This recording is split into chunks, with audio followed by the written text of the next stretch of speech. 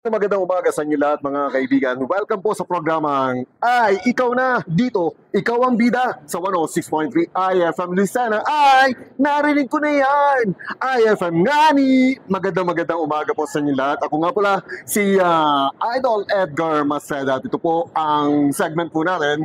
Ay, ikaw na! Sa mga pagkakataong ito, kasama natin si Sir or Mr. Lou Jason Valencia, AVP for Corporate Services South Luzon and Metro Manila ng Aboitiz Power Transition Group. At dito, meron po tayong ilang mga katanungan hinggil po sa kanya pong syempre pinagtatrabahuhan sa ngayon. Anyway, magandang umaga Sir Lou Jason. Sir Ed, magandang Valencia. umaga. Thank you Magandang po. umaga din sa mga nakikinig sa inyo, nanonood. Yes, sir. Sir, may ilan lang po ang katanungan na gusto ko lang pong malaman at alam po naman ng iba ay yung ibang karamihan ay hindi rin naman nakakalam kung ano ang ginagawa o ano ang nangyayari at kung ano ang possible o positibong dahilan kung bakit ang Thermal Luzon Incorporated at ang Aboitiz Power ay narito sa lalawigan ng Quezon. By the way, mga idol, mga kaibigan, ito po ang Aboitiz Power ay patuloy pong tutulong sa lalawigan ng Quezon. Sino po ba ang Thermal Luzon?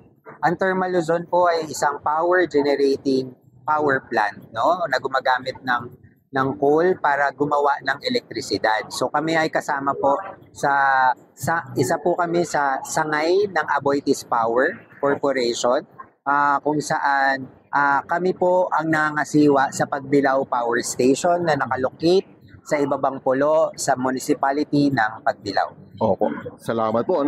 Ano ang transaksyon ng Thermal Luzon sa kanyang komunidad?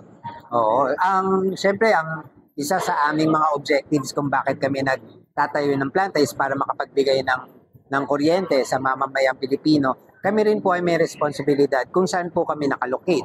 Ibig sabihin sa Ibabang Pulo, sa municipality ng Pagbilao, at also sa lalawigan ng Quezon.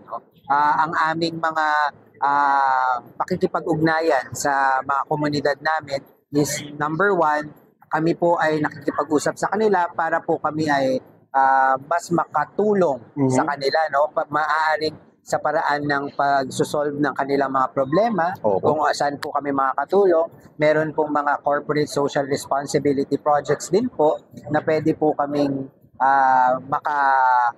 makatulong din, no, na maibigay namin sa kanila. Pwede po yan sa livelihood, sa education, sa health, sa environment. Yan po yung mga areas kung saan pwede kami makatulong sa pagpapaunlad dahil naniniwala kami sa Thermal Luzon at sa Aboitiz Power na dapat hindi lang business ang nag-a-advance, nag-a-advance din ang mga komunidad kung saan kami nag-ooperate. Okay po. At ano ang magiging pakinabang ng pagkakaroon nito ng Luzon Thermal sa lalawigan po ng Quezon, mag-isa buong Luzon? Oo naman. Siyempre, sa pagkakaroon ng isang power generating na planta sa Quezon Province or sa munisipyo, nagkakaroon po kayo ng mas malapit na source ng energy, no? So ang Pilipinas, nabibigyan natin lalo na ang South Luzon or ang Luzon na Green, nabibigyan natin ng kuryente na mas malapit doon sa source. Of course, bilang host naman na dahil pinayagan nyo kaming makapag-operate dito sa Quezon Province, ay meron din po kayong nai-enjoy na mga tax or yung mga kailangan naming bayaran, obligasyon sa real property tax, local business tax, kasama po yan, no? Normal naman yan sa lahat ng business, meron din. Of course, ang kanina ko pang nabanggit na corporate social responsibility, dahil ito ay isa sa mga objective o values ng Aboitiz Power na nakakatulong kami sa mga komunidad. And of course, ang aming pinaka gustong mangyari is that hindi lang po kami yung nag-a-advance, no? Para sila rin po ay makatulong din po kami sa pag-unlad ng Pagbilao at ng Quezon Province. Salamat po naman. May mga katanungan pa po tayo mga kaibigan na inihanda po para sa inyong lahat. Idol, ito pa. May epekto ba ito sa kalusugan ng mamamayan kung nakatira ang mga ito katabi ng planta? May epekto ba?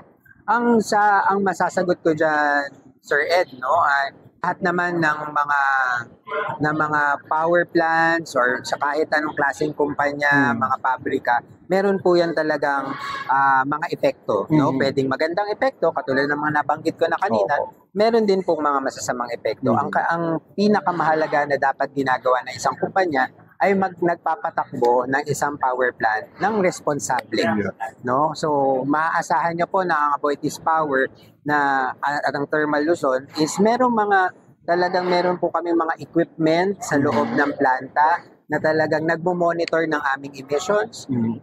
Ang mga tao namin sa planta, mga engineers are working 100% para po wala po kaming negative effects na sa aming mga communities kung saan kami nag-ooperate, no? Meron po yung mga regulations naman ng DNR at TMB at nga masasabi ko po talaga na hindi naman po kami lumalampas sa mga regulations or sa mga limits na binibigay po ng ating gobyerno sa pagpapatakbo ng isang planta. But aside from that, kailangan din po, hindi lang kami compliant. Dapat beyond compliance kami. So kung meron pa po kaming pwedeng magawa, katulad ng pagpapaganda ng yamang dagat at pagpapaganda ng yamang lupa, ito po ay aming ginagawa.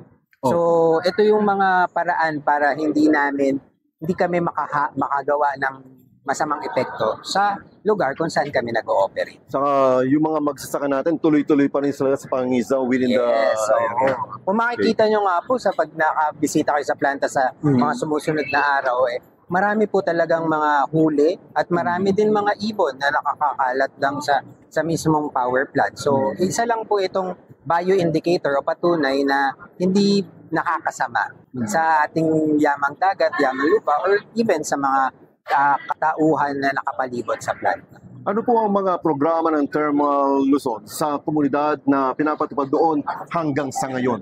Naku, marami po na kaming na bigay, no? Kasi magsimula noong 2013, nandiyan na rin po ang presensya ng TLI sa Pagbilao at sa Quezon Province, no? Of course, tuloy-tuloy po kami nagbibigay ng corporate social responsibility projects. Actually, sa ngayon, kamakailan lamang ay nakapag-donate kami sa Quezon Province ng isang endoscopy unit para sa Quezon Medical Center na nagkakahalaga ng around 17 million. Ito po ay ang sabi ni Governor Tan is makakatulong sa pagbibigay ng mas magandang serbisyo para sa QMC. Maliban dyan, marami rin po kaming mga projects na livelihood, no? So kung makakabisita po kayo sa Pagbilao, meron po kaming soft shell crab project dyan, kung saan tinulungan namin ang mga fisher folks na mas mapaganda yung kanilang huli ng soft shell crabs. Napakasarap po ng kanilang mga soft shell crabs. So, ilan lang po yan sa mga ginagawa namin at mas marami pa kaming pwedeng magawa pag nag-partner kami sa ating mga katauhan sa Pagbilao. Opo. Sa ngayon po ba, ilang percentage po ng mga distributors ang nasusuplayan po ng Thermal Luzon? Wala po akong total number, pero sa aking pag-aalala ang aming kuryente ay naibabahagi natin sa ilang mga electric cooperatives at distribution utilities sa Luzon.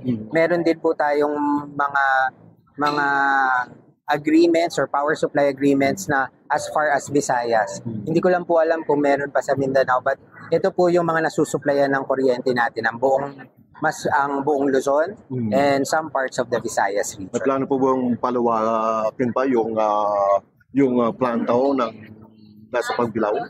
Sa ngayon po, ang planta natin is around 160 hectares in total ang kanyang land area. Ang units po or usable land na nagamit na natin ay hindi pa ganun na o-optimize. So meron pang mga areas na pwede nating pag-isipan ng expansion or bagong investments. Ngayon nga lang ay pinag-aaralan pa namin kung ano ang pinakamagandang investment dahil nakikita naman namin na ang Quezon Province is investment ready din. So kaya maganda po na aming mapag-aralan yan at kung pwede pa kami makatulong sa Pilipinas sa pagbibigay ng kuryente, then gagawin namin yan. Sir Lou, wala na akong may tatanong sa inyo lahat at maraming salamat po Sir Lou Jason Delencia. And at the same time, nais ko pong hingan lang ko kayo ng inyo pong mensahe para po sa ating mga taga-panood at tagapakinig po. ng ating pong IFM Lucena. Sa mga nakikinig, nanonood ng IFM Lucena, at maraming salamat po sa mainit na pagtanggap nyo sa Aboitiz Power dito po sa lalawigan ng Quezon at sa municipality ng Pagbilao. I hope na patuloy po ang pagsuporta ninyo sa Aboitiz Power sa kanilang mga future projects pa na nararating. Maraming salamat po, Thank you, Sir Sir Ed. Luke Salamat. Jason Valencia, mga idol, ano? Siya po ang ating AVP for Corporate Services, South Luzon and Metro Manila ng Aboitiz Power Transition Group. By the way, ako po, si Idol Edgar Masada sa Ikaw Na, dito lang sa 106.3 IFM Lucena. Ay, narinig ko na yan! IFM Ngani!